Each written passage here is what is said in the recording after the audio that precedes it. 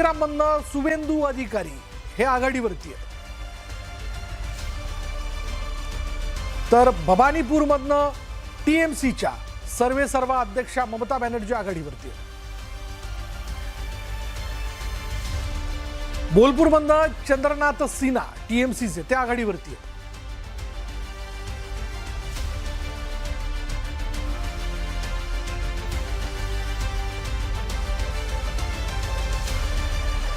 तर आसामच्या बाबतीत बोलायचं झालं तर जलुकबारी विधानसभा मतदारसंघातनं पुन्हा एकदा हेमंत बिस्वा शर्मा हे विजयी झालेले आहेत, विजयी घोषित करण्यात आलेत. ते आसाम विधानसभा निवडणूक पश्चिम बंगाल यामधल्या एकूण विधानसभेतल्या जागा 293 एकूण जागा आहेत, त्यापैकी टीएमसीच्या खात्यामध्ये 89 जागा जाताना दिसत आहेत. बीजेपीच्या बघा, बीजेपीने हॅट्रिक केलेली आहे, 198 जागा.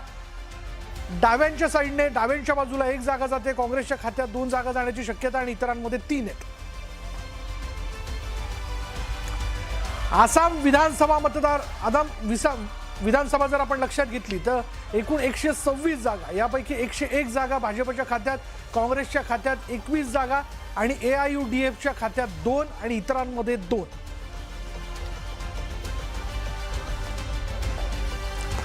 केरळ विधानसभा एकूण जागा आहेत 140, यामध्ये LDFच्या खात्यात जात आहेत 35 जागा, तसा कल आहे, आणि UDFच्या खात्यात जात आहे 100 जागांचा कल दिसून येतो, इतरांमध्ये 3. पॉंडिचेरीमध्ये एकूण 30 जागा, इंडियाच्या खात्यात जात आहेत 17 जागा, इंडियाच्या जात आहेत 6 आणि TVKच्या खात्यात 3, इतरांमध्ये आहेत 4. तामिळनाडू एकूण जागा 234, DMKच्या खात्यात जात आहेत 72 जागा, AIDMKच्या 56, TVKने मात्र हायट्रिक केली, 106 जागा पहिल्याच निवडणुकीत त्या मिळवलेल्या आहेत.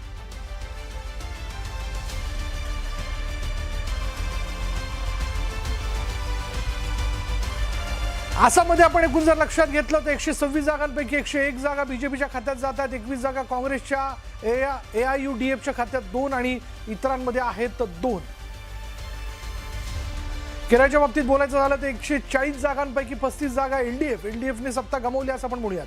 UDF म्हणजे काँग्रेस प्रेरित आघाडीला 100 जागांचा कल दिसून येतोय, NDAकडे 3 आणि ऑदरमध्ये 2. पुदुचेरीमध्ये 30 जागांपैकी 17 जागा NDAच्या खात्यात, इंडिया आघाडीकडे 6, TVकडे 3 आणि इतरांमध्ये आहेत 4. तामिळनाडूमध्ये DMKच्या खात्यात जात आहेत 234 पैकी 72 जागा, AIDMKच्या खात्यात 56, TVKने मी जसं म्हणालो हायट्रिक आहे, 106 जागा पहिल्याच निवडणुकीत.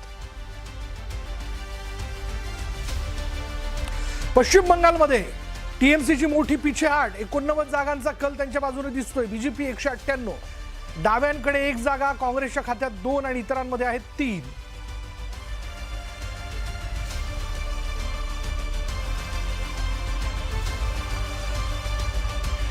पश्चिम बंगालमध्ये एकूण चित्र आताचं जे आपण लक्षात घेतलं, 293 जागांपैकी 89 जागा TMCच्या खात्यामध्ये तसा कल दिसून येतोय. भाजपने यंदा जोरदार मोर्चे बांधणी करत 198 जागा आपल्याकडे खेचण्यात यश मिळवलंय. लेफ्ट म्हणजे अर्थात डाव्यांकडे 1 आणि काँग्रेसकडे 2, इतरांमध्ये आहेत 3. तामिळनाडूमध्ये DMK 72, AIDMK 56, TVK विजय थलपती 106.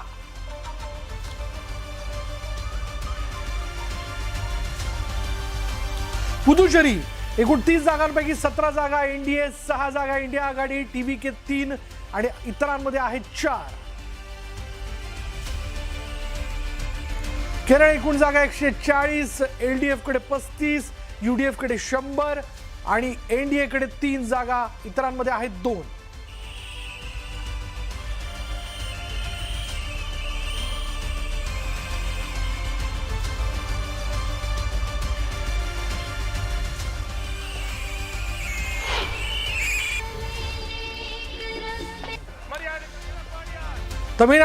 पश्चिम बंगाल, तामिळनाडू आणि केरळ या 3 राज्यांमध्ये सत्ताधाऱ्यांना सत्तेवरनं पायउतार व्हावं लागलंय. पश्चिम बंगालमध्ये भाजप तामिळनाडूत थलपती विजय यांचा TVK आणि केरळमध्ये काँग्रेसच्या नेतृत्वातील UDF आघाडीने निवडणुकीत जोरदार मुसंडी मारत विक्रमी मताधिक्य मिळवलंय।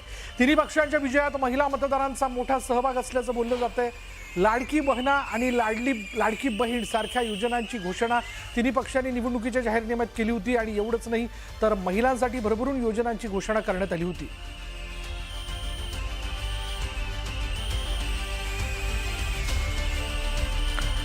निवडणुकीचं लाडकी पॅटर्न जर आपण लक्षात घेतलं काय ते नेमकं बघा।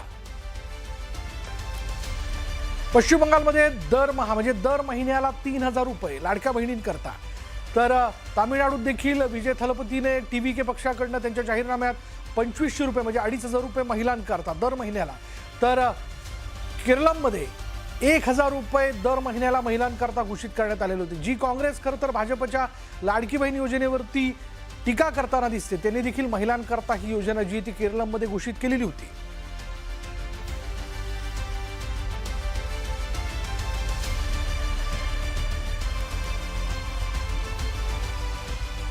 कोलकात्यामध्ये भाजपच्या विजयानंतर बाईक रॅली काढण्यात आली। यावेळी भाजप कार्यकर्त्यांकडून तृणमूलच्या कार्यालयाबाहेर राडा घालण्यात आलेला आहे आणि यामुळे काही काळ तणावाचं वातावरण निर्माण झालं होतं। आणि ही बाईक रॅली जी आहे ती तृणमूल काँग्रेसच्या कार्यालयाच्या बाहेर येताच त्यांनी जोरदार घोषणाबाजी केली आणि यावेळी तृणमूल काँग्रेसचे कार्यकर्ते आणि भाजपच्या कार्यकर्त्यांमध्ये जोरदार राडा झालेला आहे।